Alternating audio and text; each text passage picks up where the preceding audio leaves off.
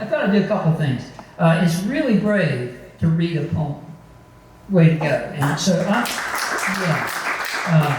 going to read a couple poems for you guys, a few poems. But before I do that, I thought I'd talk a little bit about, the theme tonight is finding peace in nature, right?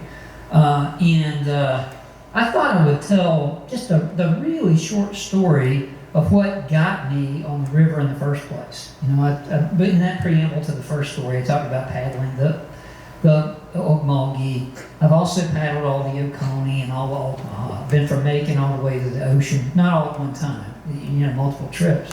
But how do you, I don't know, what gets you back out there? I really needed to get back out there. I had a great job. Teaching college is a wonderful job. You talk to young people all day long. You get paid to read the stuff you want to read anyway. I mean, it's wonderful, right? But doing that 15 years or so, raising 3 kids, kind of wears you out. And you get to this point where you sort of feel like you're the holes in a punch card. You're just programmed. I had a dream in 2007. It's a weird dream. I was on the water, and I was in something like a boat, but it was really dim, and you couldn't see well, and I was paddling upstream in that boat. I canoed a little bit in college. I took a canoeing class, so this was kind of familiar to me in the dream. But it's really foggy, and as I'm paddling, the sun, it's like the sun is about to come up, or it's just gone down. It's that weird in-between gloaming time. And I'm paddling through the tops of all these trees, and all around me, the current is moving these branches. It's a really long dream. I feel like I'm paddling forever upstream.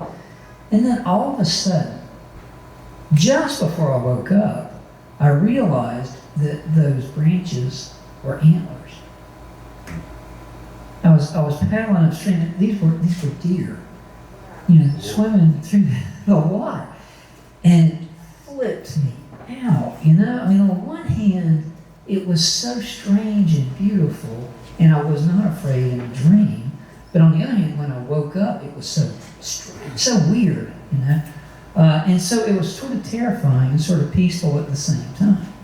And that week, Mercer screwed up and gave me an extra check, and I went and bought a kayak. And they owed me the money from the previous year. Don't worry, I wasn't really stealing, but I've been on the water ever since, And so I thought I would read you guys a couple of water poems to wrap up. Does that sound okay? This is reading, not storytelling. Okay, got permission.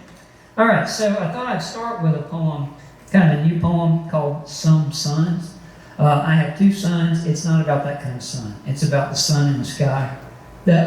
One way of understanding the day is by calling it a sun, sort of like primitive people did, a single day is a sun. So this is about all these different days where the light just knocked me out, right? And we see the sunlight all the time. It's all the light we live in all day long. We take it for granted completely. But there are these moments where the sun, it's less like a day than like a flash bulb that catches something that you just keep forever. Right? And some things we think, getting married is like that, right? The day we get married, the day we meet our eternal lover, our soulmate or whatever, the day our kid is born. Those are really important moments. But this poem is more about those moments that are not those big red letter days. These other moments that flash on you, and for some reason you keep them forever, and they comfort you, and you could maybe never explain why. Okay?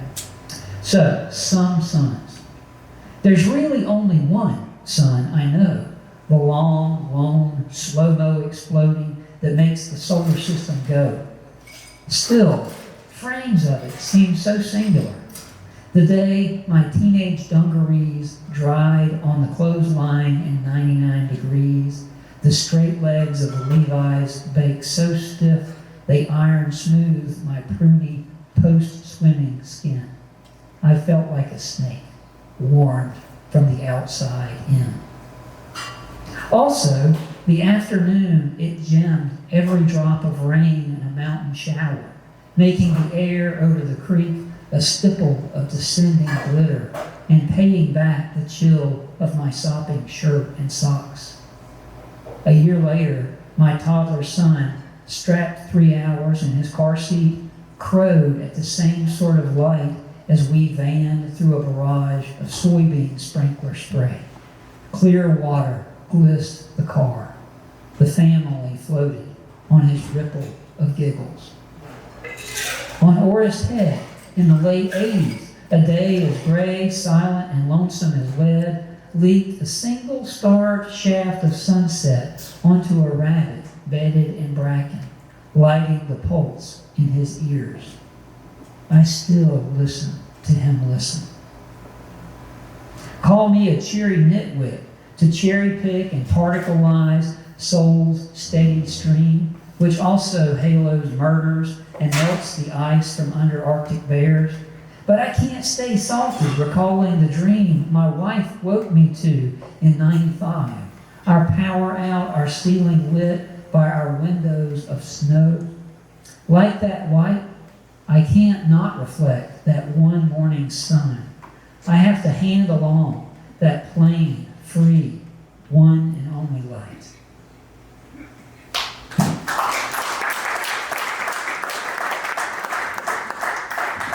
Thanks.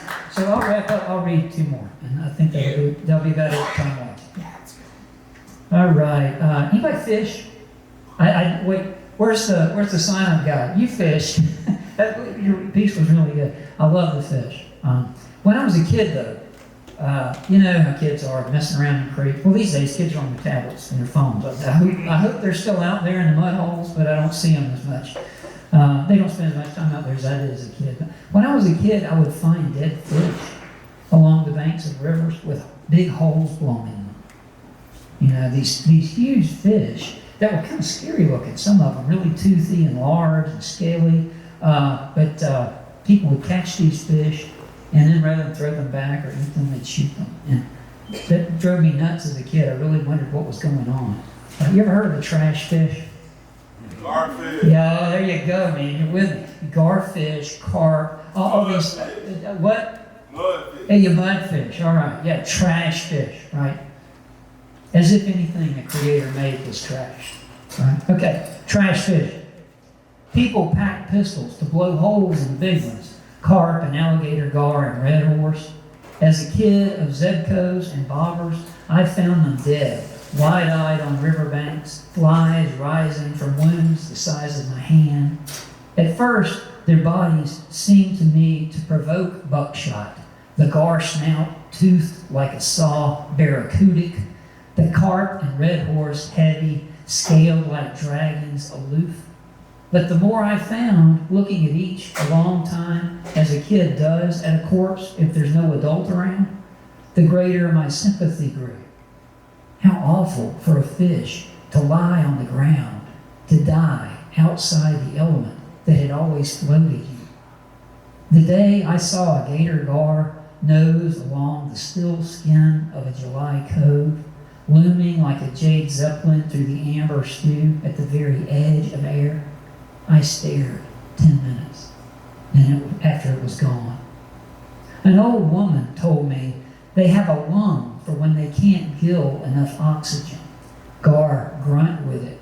Then gar, carp, they grow to kingdom come, she said. Long as you, if they's let be. I imagined a 5-foot fish, needle-toothed, cruising toward knee-deep me. The strange anger that made fishermen bludgeon them and fire sawed-off 410s at their silhouettes in the shadows almost made sense. 20 years on rivers later, I have never seen a dirt fish half that size. It's not fear.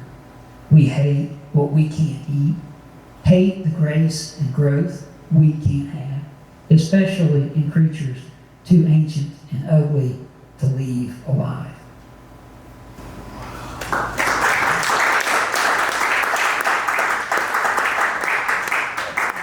Okay, so I'll wrap up with a poem about bears. I do work at Mercer after all. All right. So this is called Bear, and it's kind of about a bear encounter. Anybody had a bear encounter? Yeah. Oh, okay. I'm seeing some hands. Glad you survived. You're here. All right, bear.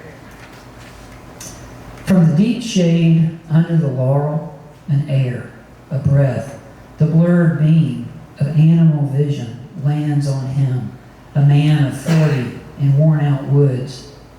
He turns his head, and each sees and scents the other in a second that has no center, that is focused and eternal and over. The oldest paths in their bodies open, and he is anciently human in his loafers and sweat, which strangle her, their smell like the taste of brass, crowding all she knows out of her warm, bare brain, so that she rises, huffing from rooting the grubs out of the rotted log. And because he stops, because he freezes as he sees her the way a threat to a cub would freeze, she drops again, goes into motion. What he thinks is not that 10 years have passed since he has walked in the woods, not that she smells like his ex-wife's schnauzer, not even that he will die now. What he thinks is PBS, a televised ranger saying, "Bluff charge, and you should not run."